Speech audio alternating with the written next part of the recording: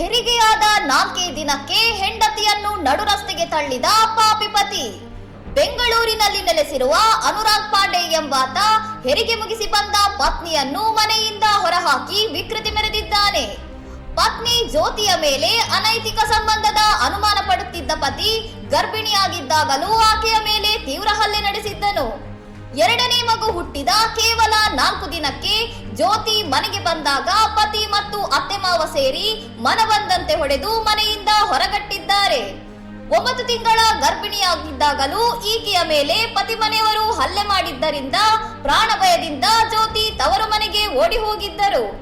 ಸದ್ಯ ಸಂತ್ರಸ್ತೆ ಜ್ಯೋತಿ ನೀಡಿದ ದೂರಿನ ಮೇರೆಗೆ ದಕ್ಷಿಣ ವಿಭಾಗದ ಮಹಿಳಾ ಪೊಲೀಸರು ಪತಿ ಮತ್ತು ಅತ್ತೆ ಮಾವನ ವಿರುದ್ಧ ಕೇಸ್ ದಾಖಲಿಸಿ ತನಿಖೆ ನಡೆಸುತ್ತಿದ್ದಾರೆ. ಇನ್ನಷ್ಟು ಸುದ್ದಿಗಳಿಗಾಗಿ ನೋಡ್ತಾ ಇರಿ ಸೌರಂ ಟಿವಿ.